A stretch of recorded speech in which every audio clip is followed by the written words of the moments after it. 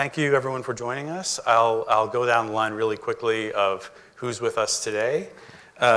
First, I'll start with Michael White. Mike is the CEO and head of Maersk TradeLens, which means he leads the collaboration team behind TradeLens, and he'll talk more about it. It's an open and neutral industry platform promoting efficient, predictable, and secure exchange of information across the global supply chain. Mike is an industry veteran for over 20 years, and we're really happy to have you here today. Thank you for coming, Michael. Welcome. Thank you. Just immediately next to Michael is Bhavna Sethi. Bhavna is the associate partner, blockchain and cloud innovations at IBM. She focuses on creatively solving big digital problems, really complex business problems, and has been the customer lead for the adoption of TradeLens. You're also a 20-year veteran of the industry and of blockchain technologies and transformation. So welcome, Bhavna.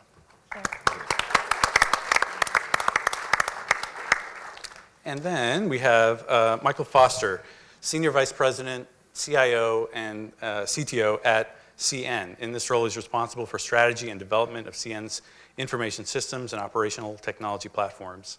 He has a really deep background. I believe you've worked in every continent from all over the world. Thank you for being here as well. Welcome, Mike Foster.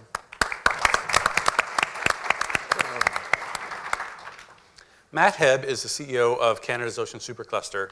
Matt has been a transformative leader for almost every major project that I can think of in the region, in Nova Scotia and in Atlantic Canada. Certainly a focus on oceans, from COVE to OFI to now the Ocean Supercluster. He's also the chair of the board of the Halifax Partnership. Matt, thanks for being here as well.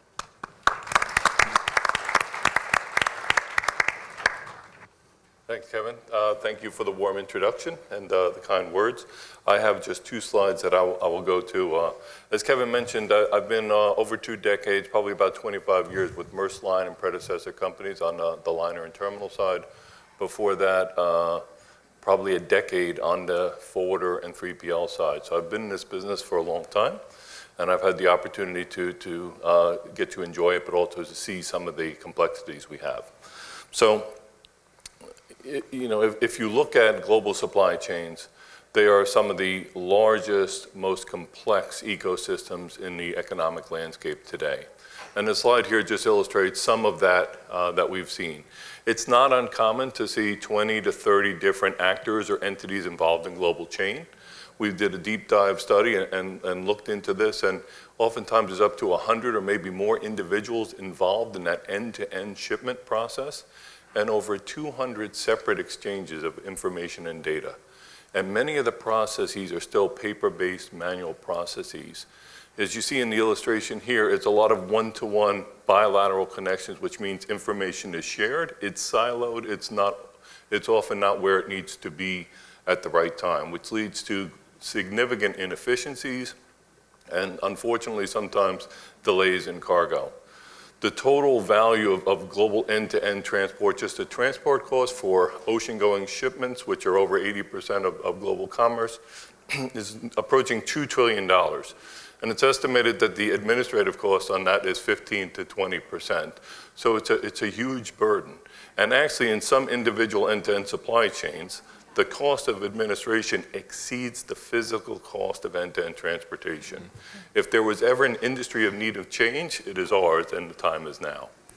So with the TradeLens solution, we're looking to help change the complex into a more streamlined operation and allowing an ecosystem to participate.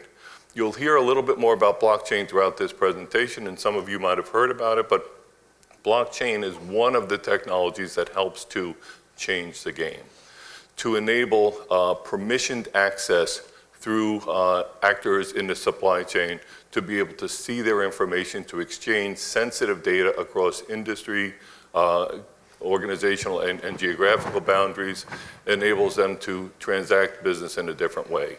Moving off paper-based solutions into digital solutions enable us to unlock a better way of connecting. And most importantly, having a solution such as TradeLens, where you have technology, you have the platform, and most importantly, the network coming together, allows all of the ecosystem participants to benefit. This inefficiency affects all, and all can benefit by connecting one to many into this platform and availing themselves of some of the advantages that technology can offer. All of us in our personal lives are used to digital advantages and what we see in our day-to-day lives. As an industry, it's time for us to embrace those opportunities as well. So I'm excited about the future, and I'll turn it over to Bhavna in case she has any other comments. To echo what you shared, Mike, around blockchain itself and the fact that this is a particularly good use case for blockchain because of the multiple ecosystem participants that are part of the universe and that are part of the end-to-end supply chain. And we'll certainly delve into more around blockchain specifically, but it certainly has jumped out to us as being a great example and a great use case for blockchain. Great, thank you. One of the things I noticed as we were thinking through the panel is that each of the individuals up here are new to the role that they currently serve in, under a year for everybody. How has it been going, I guess, with TradeLens launching quite recently? And you've said almost a call to action, Mike, about now is the time. I was hearing from your remarks. Are you seeing broad agreement in that? It's a good question. Since January, when we first announced this IBM and Maersk collaboration coming together, engagement has been very high, Kevin. And we've seen a number of interested participants. We announced the formal name of the platform August 9th, which is TradeLens. And we, at that point, announced that we had over 90 participants. As we sit today, we have over 100 different companies participating, which is nice in a short period of time. But more important to us is the breadth of participation is across virtually every sector of the ecosystem. So other carriers, terminals, and ports. Kudos to the Port of Halifax and the terminals here for being early adopters and jumping on to understand what the opportunities are. Also, inland providers, rail networks, and customers, of course, and 3PL. So the engagement is pretty significant, which to me is evidence that the industry is ready for change. Great, thank you. I think that's a great segue into our next presenter, Michael Foster. We'll talk a little bit about from the CN perspective. Sure. And if you would help me change the slides when I need to. I just have a couple. Yep. Somebody in the back. Okay. Well, it's a pleasure to be here today. Kevin, thanks for facilitating. I'd also like to thank the Port of Halifax and Halterm for inviting me to be part of this panel. It's an exciting time to be in transportation and technology as they merge together. As you can tell from my voice, I'm American, grew up in California, but I spent the last 35 years of my life mostly working in transportation around the world. As Kevin mentioned, we're all new in our jobs. And I joined CN 6 months ago, moved to Montreal, and helping them work through their digital transformation. I know the Port of Halifax is going through a lot of different digital initiatives along with many other companies. CN is no different. In terms of the CN digital transformation, loosely speaking, we kind of can coordinate those across 3 different strategic priorities. First is safety. So as you heard in Dan's introductory remarks, safety is top of mind for CN. It's in everything we do. It's how we start every meeting or every engagement at work. It also transitions into our personal lives. And digital transformation is helping us with continuous improvement on how we improve safety in our network. A lot of our initiatives are also around our customer base. Dan mentioned earlier that we're spending billions of dollars every year. We're having a record year of investment into our rail network and the assets that run it. The digital initiatives that we have ongoing are helping us leverage those so that we can make sure we maintain the velocity of our network, the safety and security of our customer goods, create ease of access for our customers as well.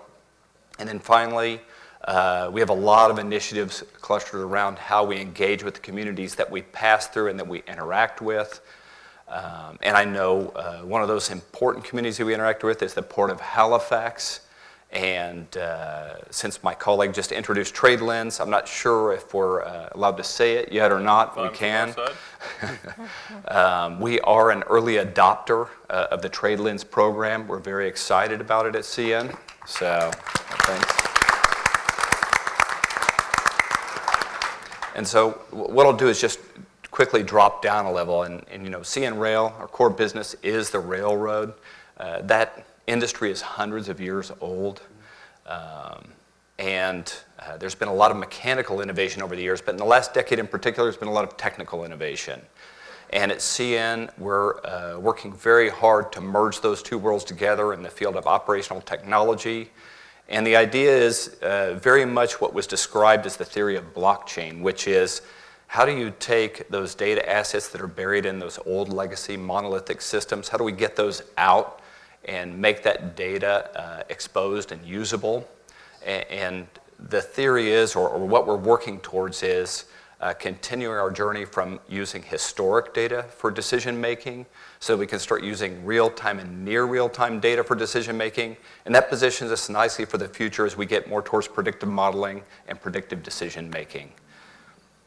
So just to give a few examples of that or how we apply that in practice, as we expose those data assets and allow end users to consume them, customers to consume them, our own internal organizations, that's allowing us to be more advanced in the way we do automated train inspection, automated track inspections to make sure that we maintain that velocity through our networks. It's also allowing us to extend those capabilities out to our field workers using mobility platforms that allows us to interact with our field workers in a real-time or near real-time basis. And then finally, I think, what was mentioned earlier by Dan, but I think one of the great examples of that physical and technical capabilities coming together is the CN Cargo Cool product. A lot of our customers have a need for temperature-sensitive goods to be transported via rail to market. And the Cargo Cool product allows us to aggregate GPS tracking data, ambient sensor data, fuel consumption data, et cetera, to make sure that we can confirm to them that we have transited those goods across our network safely and securely. And then finally, what I'll leave you with is I know a lot of folks are going through digital transformation or thinking about doing it, as we've heard today.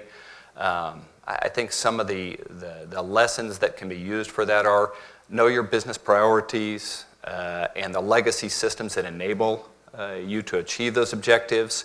And the reason I say that is when you're spinning up digital modernization initiatives, it's very easy to quickly try to get into that digital innovation and not have it connected back to your core capabilities.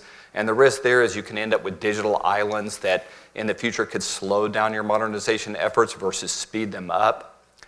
And then the other thing I'd like to mention is security. So in our business, we're transporting a lot of different goods and services for many different actors around the world.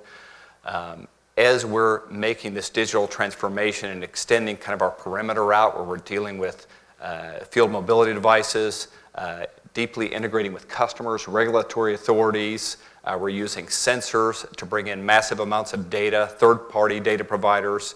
We need to make sure that, as one of my colleagues in the industry puts it, that security is baked in, not bolted on. It has to be part of the design process to make sure that we do things safely and securely. And then finally, I heard somebody, I think it was Karen mentioned earlier about disruption. Change is good. Employee needs are changing, customer needs are changing, business models are evolving, regulators, government authorities are demanding new and different things from us in the industry. And those changes create gaps that we can get into. And I think TradeLens is a great example of that you'll hear more about today. With that, I'd say that being a technologist in the transportation industry is a super exciting time right now. And with that, I'm looking forward to participating in the panel, and I'll turn it back to Kevin, the moderator. Great, thanks so much. Yeah. You've recently joined after about 20 years, I think, at FedEx. Yes. If you could reflect for 1 second around the slide, a striking slide of a 200-year-old infrastructure and all of these new technologies that you just listed. How has the journey been since you started at CN?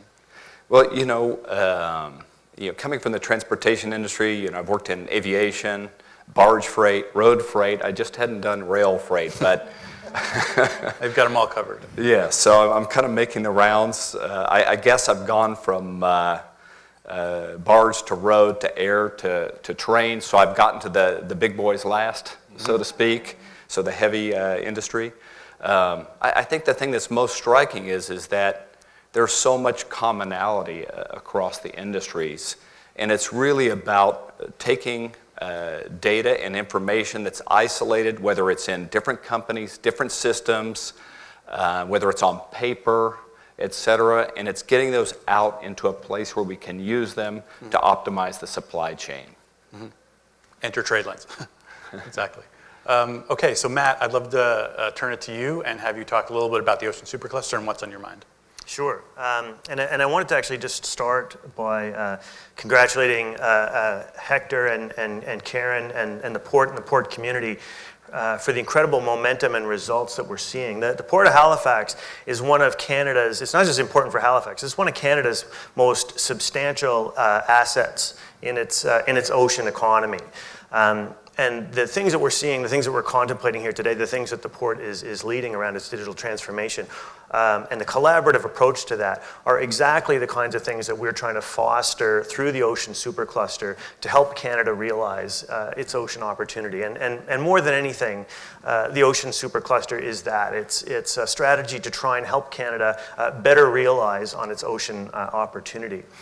And if we think about what the context of that opportunity is, we see globally growing demand for ocean resources and ocean know-how as functions of things like growing population, intensifying trade, increases in income, and so on. We're also seeing change wrought from the ocean itself as things like climate change and other things are impacting the ocean itself. And that is starting to disrupt traditional ocean industries and requiring that they adopt innovation, new technologies to respond to those. And at the same time, new technologies are opening up entirely new fields of enterprise in the ocean that we've not seen before. So the innovation that's required in the ocean tends to be, though, very complex, very costly, and very risky. You would think that Canada would be extremely well positioned to be a high flyer and a high performer given growing demand. And given that as a nation we've got both an incredible natural bounty, which includes things like brilliant harbors and the longest coastline in the world and an enormous ocean territory, as well as a really substantial, and Bhavna used the term ecosystem, a really substantial and diversified ocean economy and ocean innovation ecosystem that's characterized by anchor corporations across all of the major verticals in the ocean economy, a very robust ocean technology SME scene, leading researchers in government labs as well as in universities, and communities across the country who've made their living from the ocean for decades and centuries. But Canada actually is an underperformer in the ocean. Our ocean economy makes up only about 1% of our total economy. Globally, the ocean economy is more like 2.5% of the world economy. And countries that are really performing exceptionally well, a country like Norway with a seventh the population of Canada, has an ocean economy that in absolute terms is worth 7 times more than ours. So the Ocean Supercluster, in many respects, is intended to try and better leverage the capabilities and assets that Canada has in order to derive more sustainable benefit from the ocean.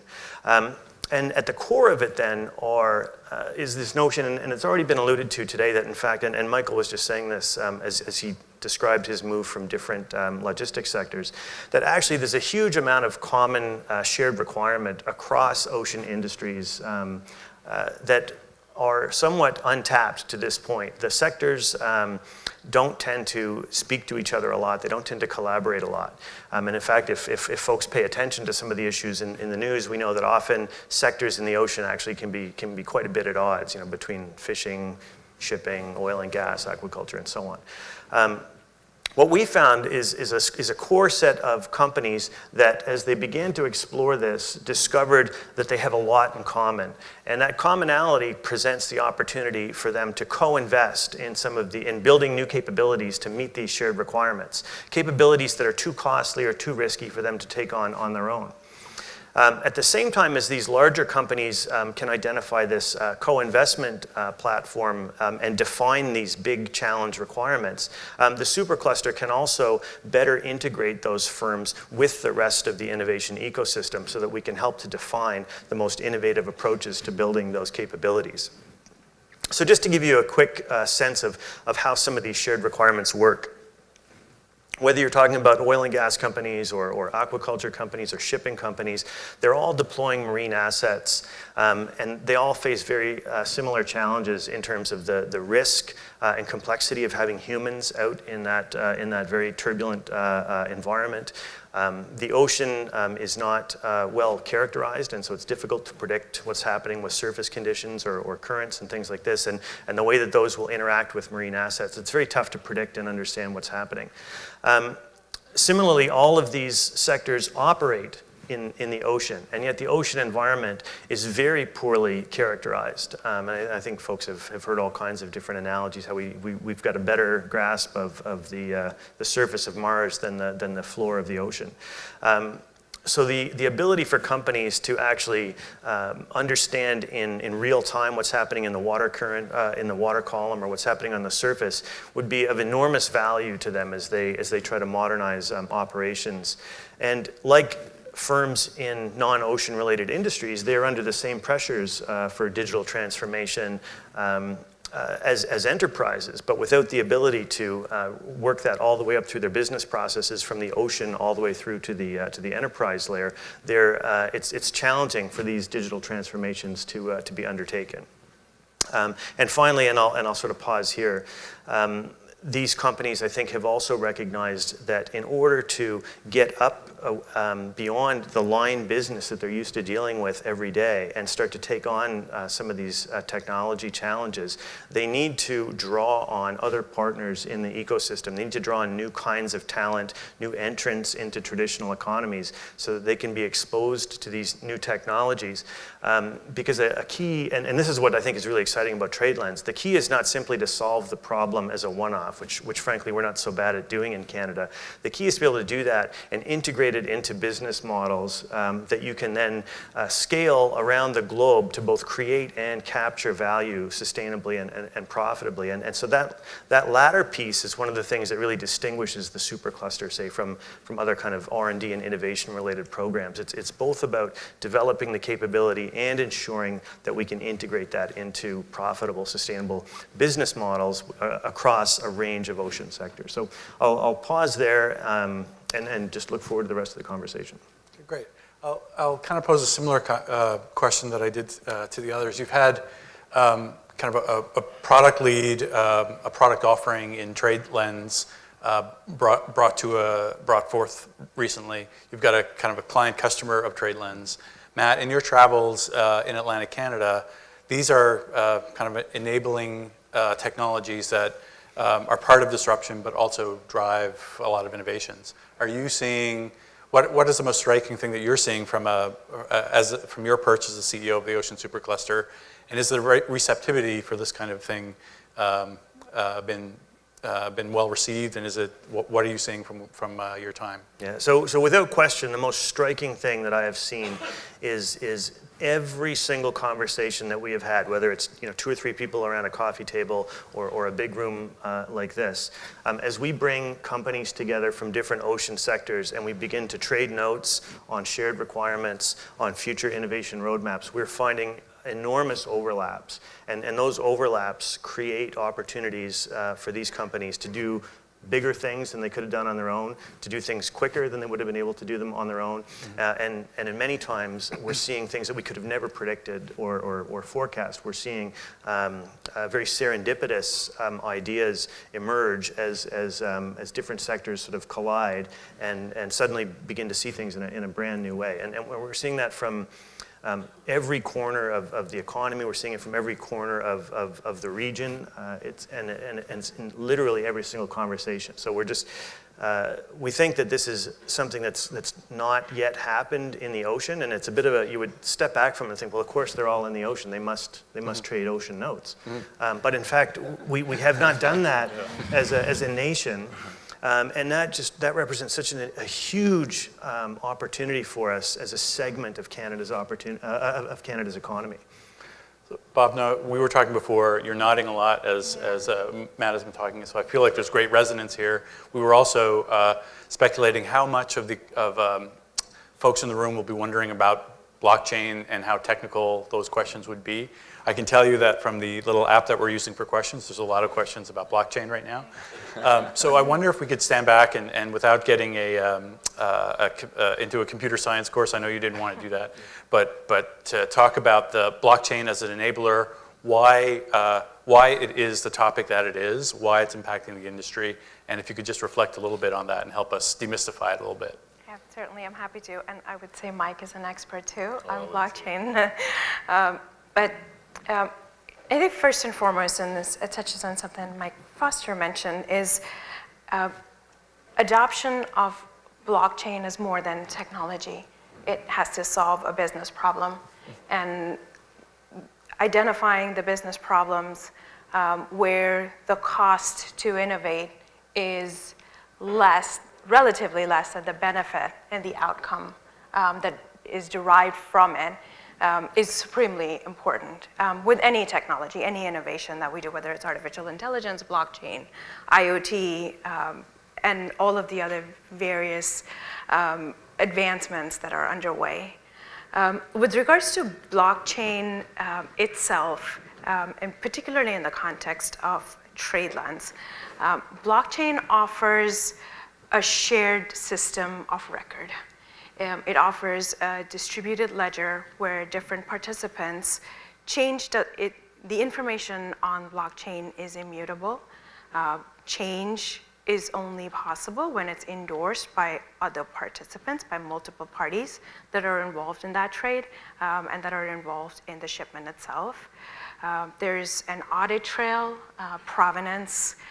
There is and it's a centralized single source of information that is secured that prevents it from being modified. So why is that exciting for ports in particular, and then for a broader ecosystem around ocean technology and things like that? Yeah, absolutely. It's one of the biggest benefits around its use is in situations where there are multiple participants that are interacting with the same data or have the ability to verify and ratify the data that's on the blockchain.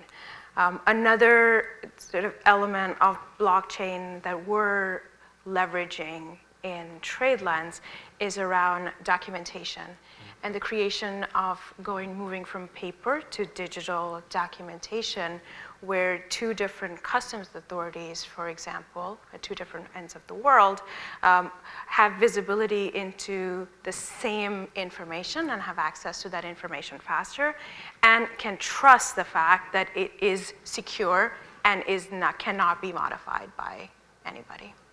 Great.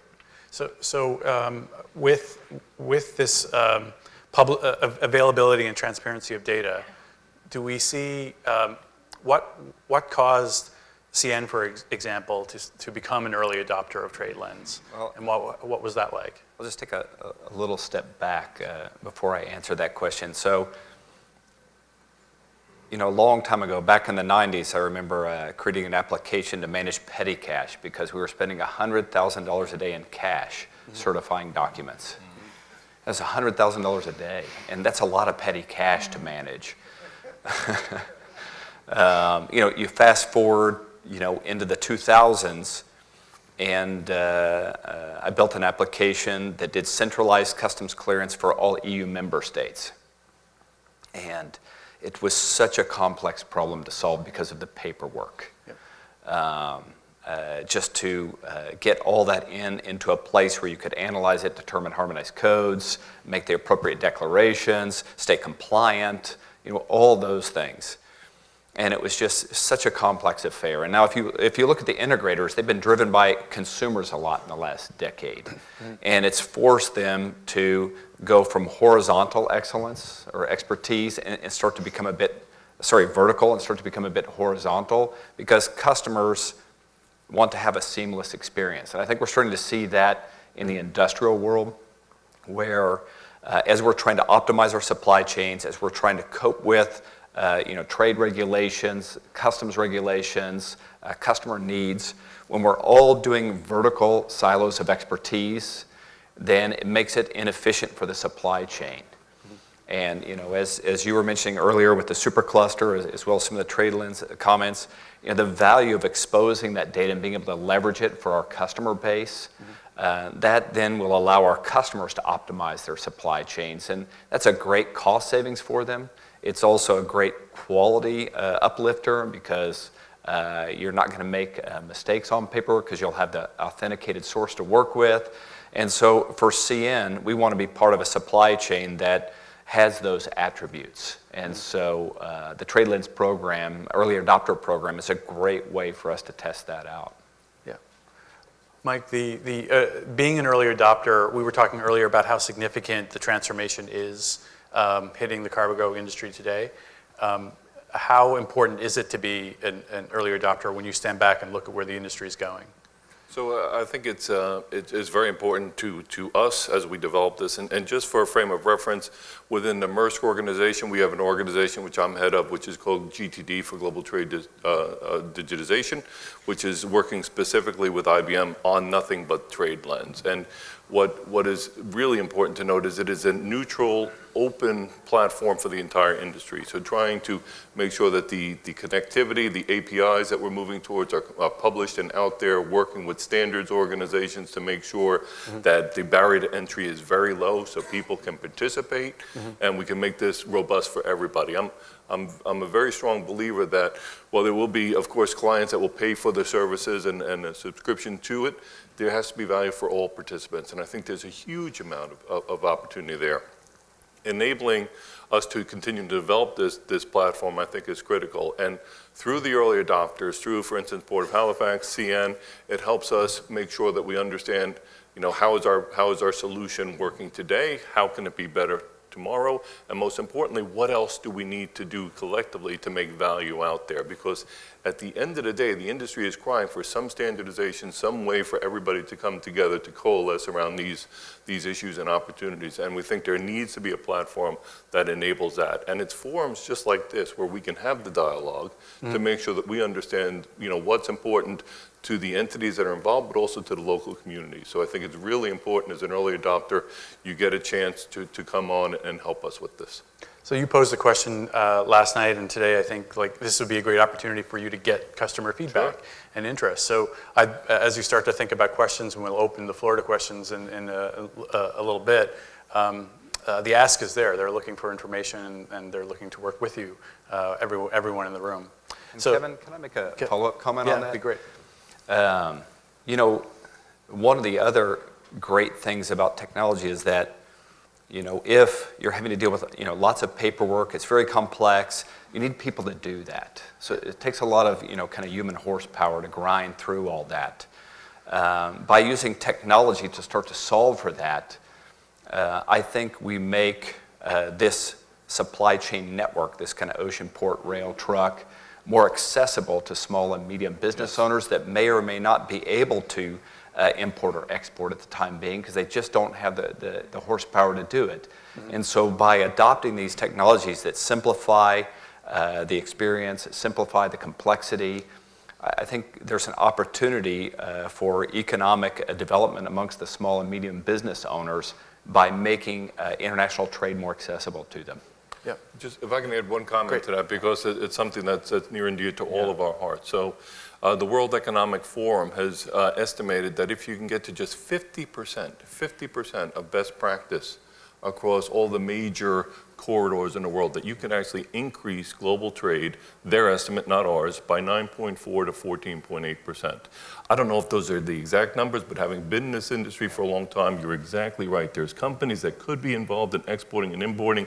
It's too difficult, it's too complex, they don't know how to do it. If we can make it easier for everybody, take advantage of the digital capabilities, make sure this is a secure and trusted way of getting that information across organizations and geographical boundaries, I'm absolutely convinced that we can grow the pie for everybody, which means all participants get a better experience and an opportunity to grow their business. Very good. Matt, that seems like directly in line with your mandate at the Ocean Supercluster. It does, and I was debating whether to just jump in or wait for you to say something.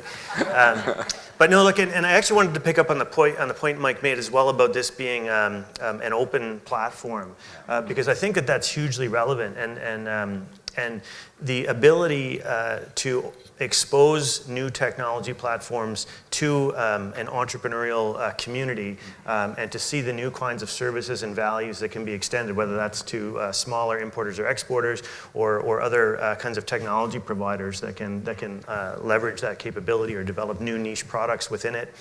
I think that's really significant, and that's exactly the kind of thing that the Supercluster sort of hopes to do, certainly from an economic development kind of motivation. We absolutely want to be able to see startup companies, smaller and medium-sized companies operate in a way that they can start to access bigger scalable markets. Where today, certainly in Atlantic Canada, we've got phenomenal tech SMEs. Oftentimes they're selling into specialized markets in the ocean, researchers, universities, governments.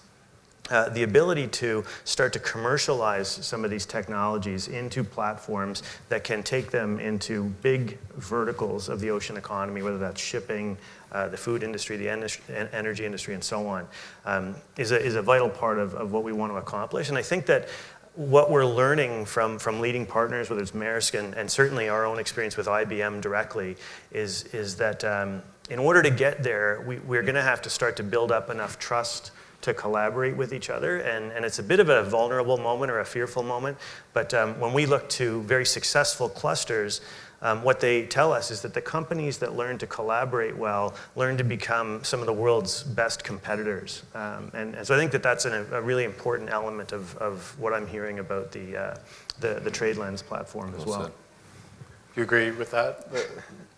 I think it's well said. I think I left what I thought was a great job, head of Maersk North America for 8 years, before that Central Europe, but I'm very passionate about the future. I see the opportunity here, and the reason we formed this collaboration was because with our beta pilot, customers said, you know what, this makes sense, but the problem is broader than Maersk. Maersk has opportunities, don't make any mistake about it, but the industry has a huge need for this, and for this to be viable, it's really got to work for everybody, and I think we can make everybody better. There's still plenty of opportunities for companies to compete, but there's an opportunity for everybody to get better. And my job, I think one of my most significant jobs, is to make sure that every ecosystem participant sees value out of this, because that's the way it's going to grow, and that's the way that adoption will take off, not only here, but around the world.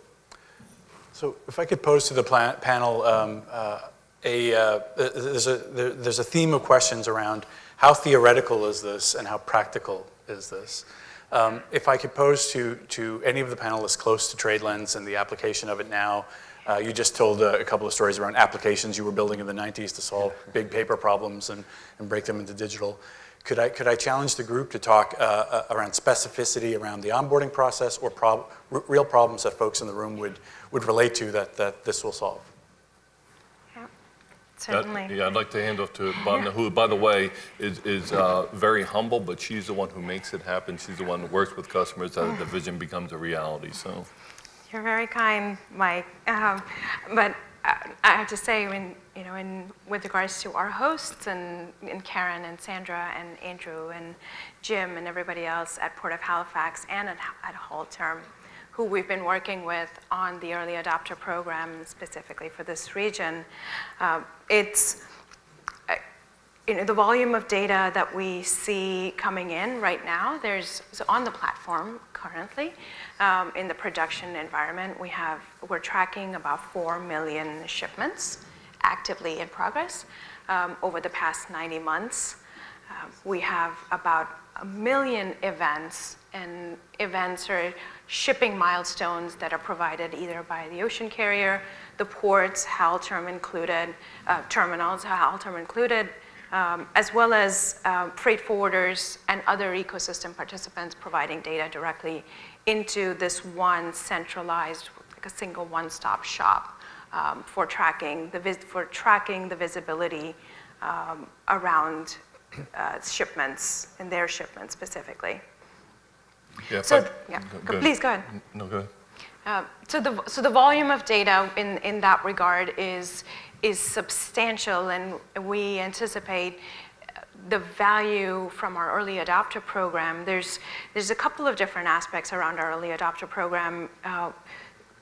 When we bring in multiple ecosystem participants to be part of a pilot, and for example, we did that with folks in Peru, where we connected a freight forwarder, their intermodal transportation provider, a port, as well as the custom authority in Peru. That pilot truly highlighted for us and for them the value of getting shipping milestone data directly from the source and making it transparent and available to everybody through this single platform. And just to add to that, some of our clients, and I'm not at liberty to give the names, but the value that they're seeing out of it. So as Bhavna said, 1 million events, close to 1 million events every day. So we have 165 million or close to 170 million now in the system.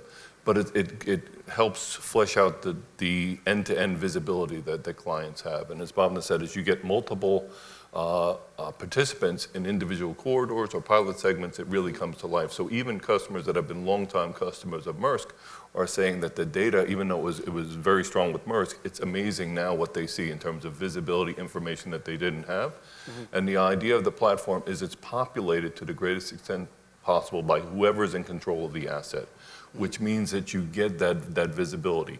You may still get other updates from others, so you may get two different views of it, but the customers also like seeing that to say, okay, what is the timeliness and the accuracy of the information that's coming in? How does it help them manage their supply chain better? It's early days for that, but they see opportunities for that, and that's part of the excitement that helps us.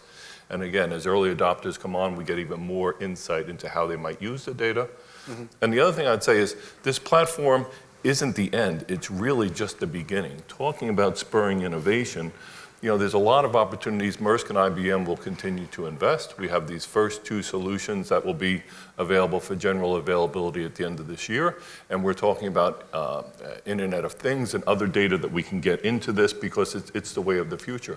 But we have no intention, nor do we have the capability of building it all ourselves. So there's an opportunity for network members, even clients, to put applications on top of this platform that helps them reach the rest of the market and enables everybody to spur innovation. So I think the opportunities are well ahead of us still. That's great. Mike Foster, I'd love for you just even to react to that, but also the amount of organizational change that you must be thinking about with the adoption of these kinds of technologies is quite fascinating. So I'll make that statement and see if that takes your line of thought somewhere, but also have you just react to Sure. Well, first in terms of practicality, the use of APIs, these kind of digital connector points, it's a practice that's been going on for quite some time. I know in my previous role, I've been with customers, presented our API capabilities in the morning, walked them through the release notes, test cases, common reject messages, things like that. And then when I go back in the evening, they're creating shipments, they're tracking packages, they're doing all that by the evening. So the technology itself is very easy to interact with, and it allows third parties to leverage it so that they can add value as a non-network participant. So from that point of view, I think the technology that's being implemented is very practical. I know there's a lot of conversation around Bitcoin because it's highly associated, and that it takes so much energy to make those calculations. You read all the news reports about how that's going on. Well, in the Bitcoin world, everybody is considered a bad actor. That's just the basic concept because it's open to anyone. Whereas when we have these kind of industry-specific, market-specific, problem-specific ecosystems, these are by invitation. You participate as part of an invitation, so you're part of a known universe. So a lot of that kind of calculation and overhead that takes place in the Bitcoin world won't take place in this world. So that's also, kind of decomplexifies the situation, so to speak. And then finally, you asked about, what are the organizational impacts? And I would say that it's not only this, it's just the organizational impact right now just because of technology and customer expectations in general are changing the way we have to think and work. I went to school in the 80s and we were taught functional excellence at the time. Grew up through big companies where it was all about functional excellence. But from a customer perspective, they weren't worried about functional excellence. What they were worried about is the experience they were getting, which means that you have to turn your face to the world that's not based on your vertical competency. And blockchain is just another one of those things that's forcing that transition. So I would say it's not going to force that transition in and of itself. It's just another pressure out there that's forcing us to become more horizontally oriented with our customers as opposed to having this vertical specialization. So for any member of, I guess, the cargo shipping ecosystem, if they're standing back today and kind of thinking, this is still a bit mysterious or unapproachable, what steps should they be taking to think about their business, think about TradeLens, think about how they can benefit from the share of the pie that we know will be growing? I think first of all, try to understand the opportunity. And I know it's difficult, and some of the challenges, the confusion over Bitcoin when you think about blockchain that's out there. There's also, I think, an inherent, just generally not related to blockchain or technology, there's a reluctance to change. A supply chain works today, it might be inefficient, but we know how it works today, so there's that reluctance to change. But there's an opportunity to get in, to try this platform, to get some exposure to it, and to actually see, can it help me run my business better? Can I get in early and help shape some of the direction of some of the technology or solutions that are still going to be there? Digitization is coming, whether we're ready for it or not. And it's going to be a voyage, and we understand that, but it's a voyage worth making. And I think there's an opportunity for everybody to participate. So, if you're not at least apprising yourselves of the opportunities and trying to understand it better, you may be missing a chance to learn something and maybe to pilot. Whether it's piloting now, this year, waiting till next year, the point is it's coming. The industry is ready for change, and I think it's going to change, and it'd be great to have more companies be a part of it early. Anything to add? Yeah, I would agree that for companies, it's I think an imperative to be abreast of new developments, and blockchain is certainly one of those. There are a lot of opportunities to join pilots. There are a lot of opportunities to participate in blockchain developments, whether you have a large or small IT shop. And if you don't have the technical expertise within your company or the time at the current moment, there are also industry associations that are starting to manage the governance of how blockchain works, the standards that it will evolve around. And I think at the very least, you could join some of those communities so that you're abreast of what's changing, what's happening. So if you do choose at a certain point in time to get into a pilot, you're aware of what's going on and you've actually had the chance to influence it. Bhavna? Yeah, from a customer onboarding perspective, absolutely our primary focus is around the experience itself.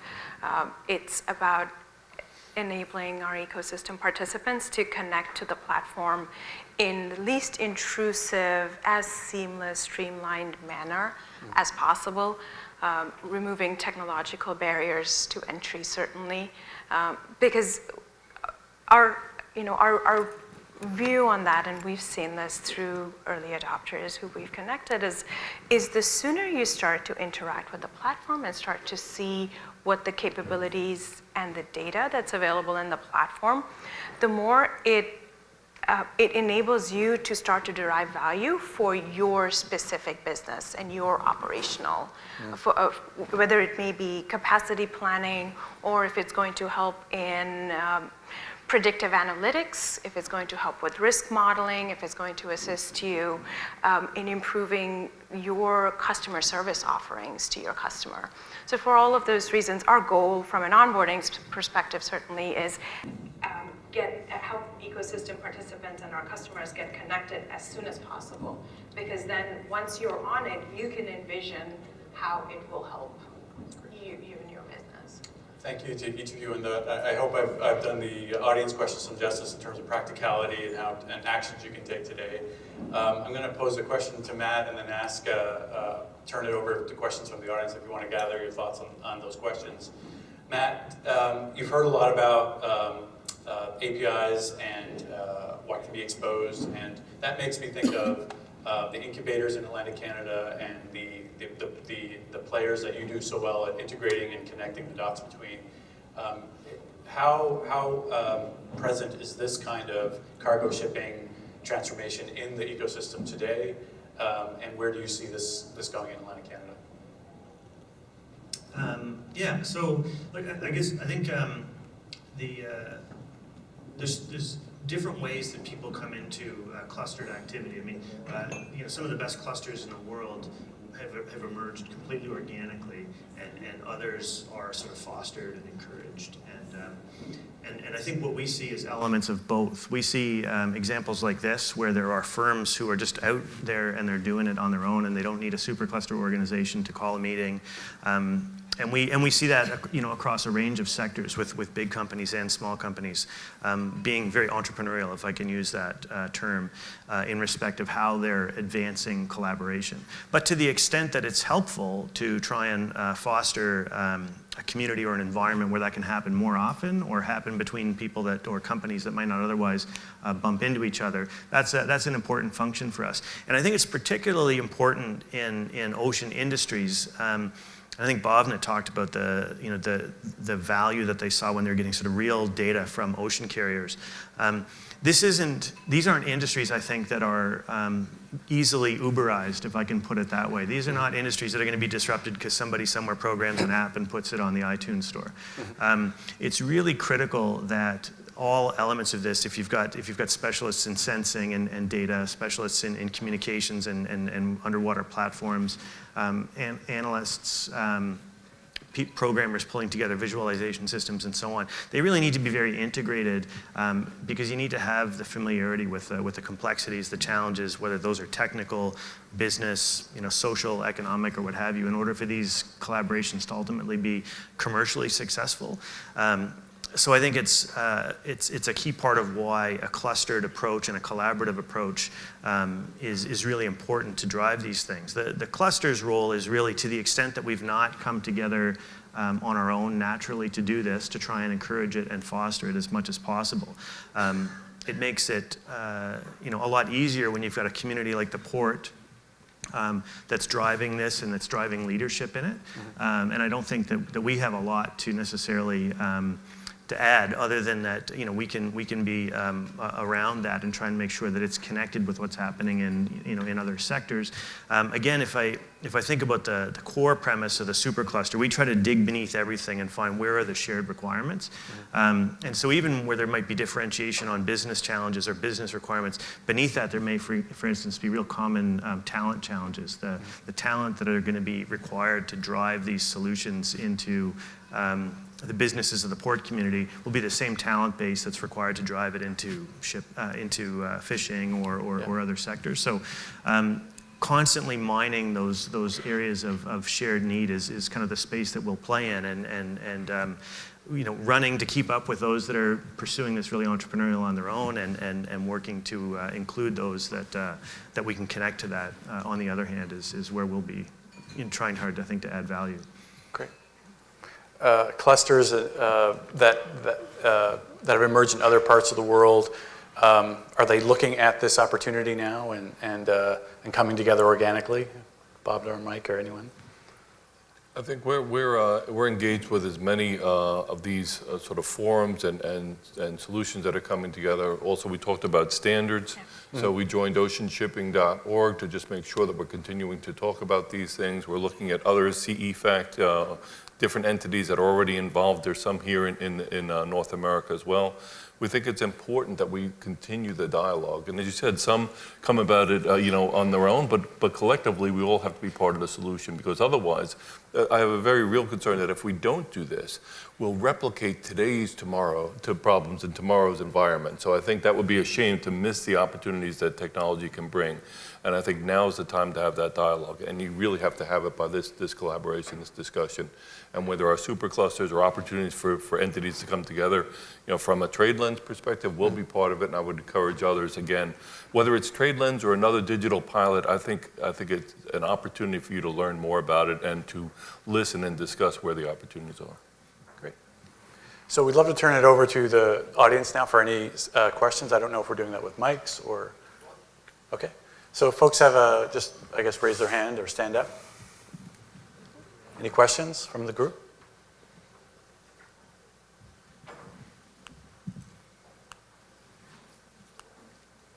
Nothing yet? You said you had some questions that you wanted to draw from the audience. Are those top of mind? Yeah, I just think a forum like this is helpful, and just to impress upon you, understanding what's important. Let's talk about, and I give Karen and Paul and the Port of Halifax kudos for moving forward on this very early. It's really important for us to understand what's important for the local community here. So to keep abreast of what's going on, we're open for input, because we have our product roadmap delivery plan. We're setting up an industry advisory group of network members from across all different sectors to give us input on that. But it's not the only way. We want to understand what's important for us to realize the vision here. Because if we can realize it together, we can make it more efficient for everybody. If the ports and terminals get better information earlier upstream for asset planning to make sure that the yards move smoothly, as government entities get involved in this, if they can get better information so perhaps cargo can clear at the time of loading. Just think about what it can do for infrastructure. And as we heard today, if we can actually grow the throughput through our existing footprint, how does that make it better for everybody? So I think there's a huge opportunity, but we need to understand what needs to be true for that to happen. And that's the dialogue we're looking to engage in. Okay, great. We don't see anyone stepping forward yet. Well, I'll ask a question, ma'am. I'll keep that in mind. Right back there. Okay. Do you want to, there's a mic up front if you're able to. Okay. Thank you. Good morning. I'm a marine surveyor in the insurance business. Is this blockchain also a kind of help or threat against cybersecurity in the process? That would be a big disruptor, I think. Well, I think it's interesting. We've been focusing on the end-to-end sort of physical transport, but now the industries that we're talking about, financial institutions and insurance institutions, are very interested in this and getting better information, again, if it's secured by blockchain, to understand that. In terms of cybersecurity, I might ask my colleague Bhavna to augment this, but the idea about having blockchain is you have this hash, this 32-digit alphanumeric key that makes it very difficult to guess what it is to sort of come into this. You have a permissioned group of participants that are involved in this, and each block is built on the other block. So there's an inherent amount of security on that.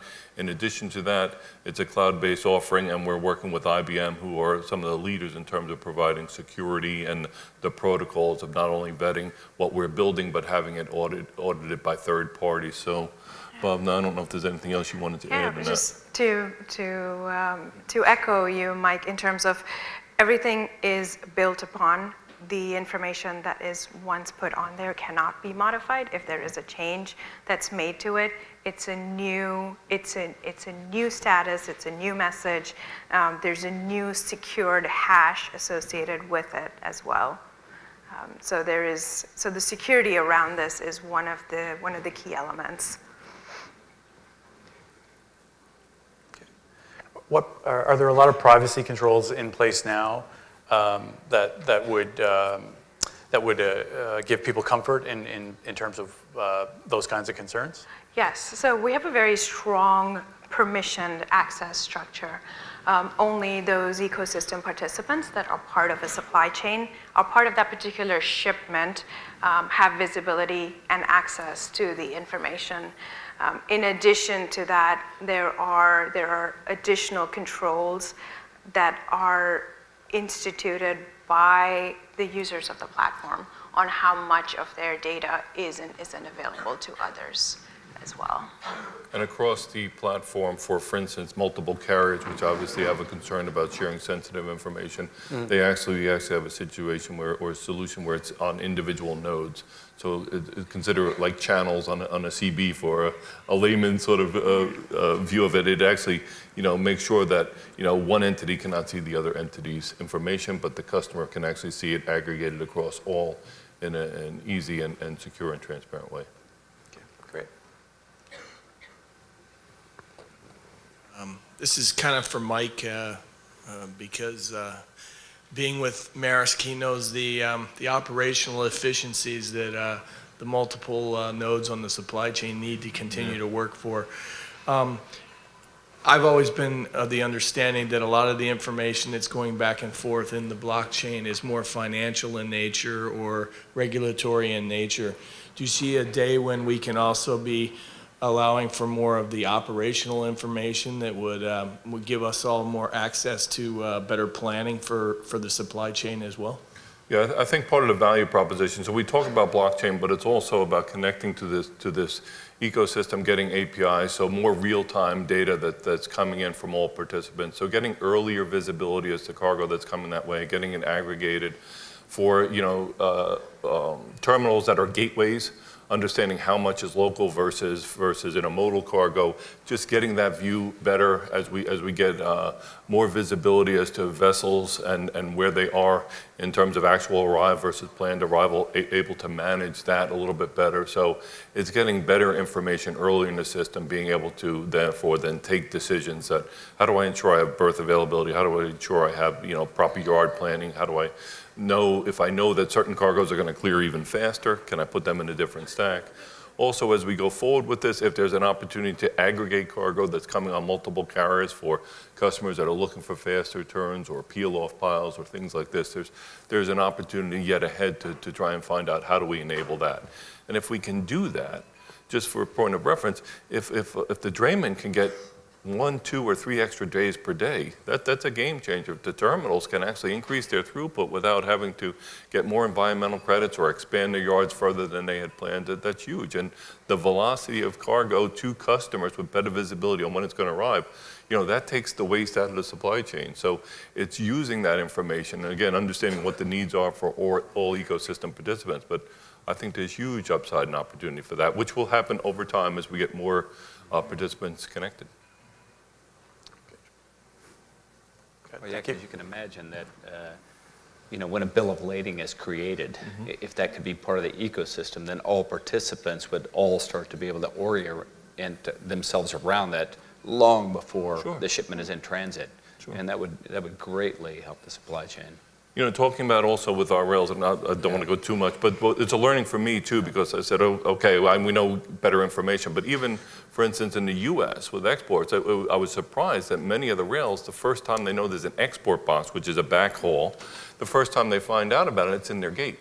Those bookings are taken weeks in advance. We know when cargo's moving. We know when it's being loaded out of depots. We're not sharing that information across the network. So there's a huge opportunity to get two-way planning because, empty miles, if we can reduce that for truckers, for rail providers, for customers, for carriers, it's a huge opportunity. Okay. Just talking about other carriers, I'm curious to see whether or not you've approached other ocean carriers and if there's any hope that all the ocean carriers will one day collaborate on one initiative for the industry. Well, we announced PIL is announced from August, and we have some workshops going on with them about the detailed connection. Also, several regional carriers that we have on board, and we're in the process. We've exchanged sort of non-disclosure agreements, and now in the process of sharing network member agreements with several of them. They obviously have questions. They have questions about the technology, how do they integrate, and again, the security issues which we need to go through. They need to understand how the collaboration agreement works. But I haven't met any carriers that don't believe philosophically that we need to have a solution like this. They immediately see the opportunities, the potential efficiencies throughout their business. I know from my former job, the opportunities that we have. Just speaking of my Maersk days, our customer service people spend nearly 80% of the time answering the same 5 basic questions they've been answering for a number of years, and everybody has that, and it's the inability to get that information quickly. It improves your own business, your own asset utilization, your efficiency of connecting to others, and most importantly, your customer service to your customers. I think they latch on to that, so the interest is growing, and we're certainly hopeful and expecting to continue to grow our carrier base along with other ecosystem participants. So we're excited about that. It is a journey, as I said, but there's a lot of engagement as we speak. Okay. And I think from a kind of consumer's perspective, we've talked about an ecosystem, so an ecosystem sounds proprietary by nature, but the way you all are designing it to be open, it means that as a company we could join multiple ecosystems. Doesn't mean we just have to be in one. As well as I think you described to me when we were on the phone the other day that you are thinking about interoperability. Yes. So that you can interact with other ecosystems. And so I think it's very useful, very helpful, very powerful to get as many people into the ecosystem as possible, but with the connections you're building, it won't eliminate you from leveraging kind of the greater environment of ecosystems that are being created. Is that accurate? Yeah, absolutely correct. And we talk about in terms of full network members and partners coming on full-time or in the full aspect of it, which we think is the best way to maximize benefit for them. We also have the capability of if a customer says, I really need this carrier or that carrier on board, we could have them send information for those individual customers. The customer benefits from that. The carrier will get better information for those specific customers, but they'll miss some of the opportunities about getting all their business in there. But there's a number of different ways to connect. I'm just wondering where the 32-character hash for blockchain came from, because at least Bitcoin uses 64. Is that really secure enough? Did I get that wrong? Sorry. No, it's the SHA encryption methodology that is employed, yes. Okay. I'd like to add something to that. Matt, could you follow up, please? Is there going to be a test on that afterwards? Yeah, okay. So we have the industry and the technology sides coming together for a reason. And we have a secret viewer on what's stored on the blockchain as well. Go ahead. Question for Michael Foster. I know we're talking about blockchain over here, but I was wondering, is drone technology planned to be used for transportation anytime soon, and are there any legal or practical consequences that might hinder its application? Oh gosh, that's a huge question. So we do use drone technology already to do surveying, et cetera. I know in my previous roles, we used it for monitoring yards and terminals, so we did perimeter monitoring of that. At CN, we use it for monitoring crossings and monitoring different aspects of our operations. So drone technology is well in use already. In terms of kind of potential pitfalls or regulations around that, I think obviously as a company, you need to make sure that you're complying with all local rules and regulations of how you implement that technology. But it is alive and well, and CN, along with many other companies, are leveraging it right now. Great. So I think we're winding down. If there are other questions and I see you come up, I'll throw it to you. So please, if you have another question.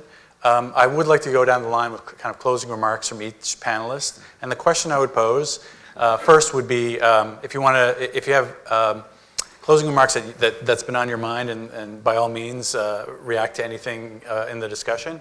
But the question I'd propose is, we're talking about a transformational technology that's going to change and is changing the industry that many people in the room are familiar with, and it impacts human life on our planet. If you just even think 2 to 5 years out, what will this industry look like? And if you want to go further than 5 years, that's okay too.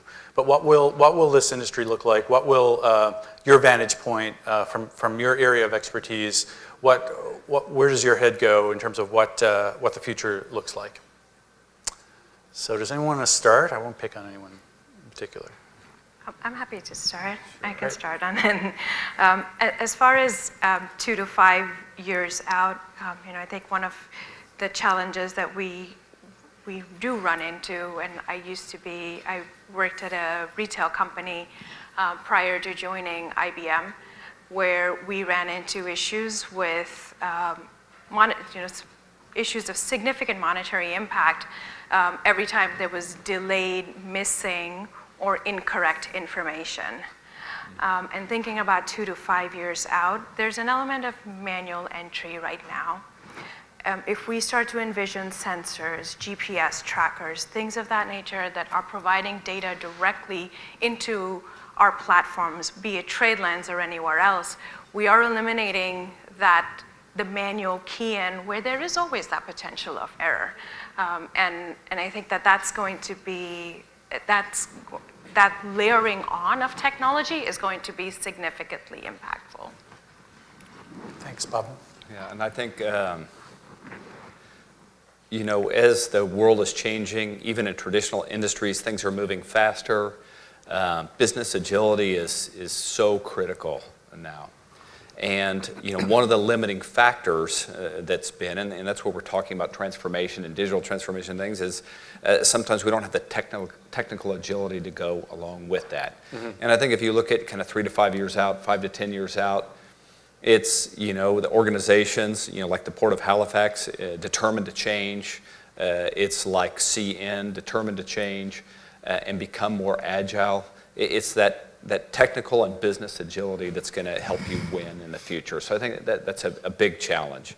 And then just to kind of a little bit more tactical, based on something Bhavna said, just with all when we start to connect the world and connect sensors and other data assets and things like that, there's a danger over the next 3 to 5 years that you have information overload. And I think one of the most critical things that for business is going to be able to, how do you sift through all that? What's going to be your model to make sure that you don't get overwhelmed by the data and you can use it to make good business decisions, predict model changes, et cetera. So that'd be some of my comments. Okay, great. Matt?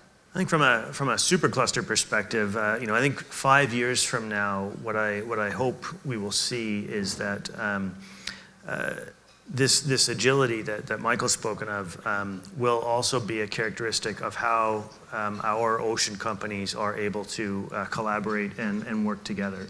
That they will have actually had the experience of working together on shared requirements for 5 years and discovered out of that the value that comes from distributing risk, distributing reward, sharing expertise, in order to tackle both the sort of the risks that face ocean industries, but also to start to seize the opportunities. And knowing that on the whole, the ocean economy, which has grown up as a very, very old set of sectors that have been characterized in many cases by a lot of sort of brute force. And more that whole set of sectors is moving towards a knowledge-based economy. And I think that the ability of companies to collaborate and leverage each other's strengths in the transition to a more knowledge-driven ocean economy will be a characteristic of the next 5 years. And what will the actual on-the-ground outcomes of that look like? I'm not necessarily ready to hazard a guess, but I certainly hope that we will have, at the very least, learned the value of that kind of collaboration, and it will come to us much, much more naturally.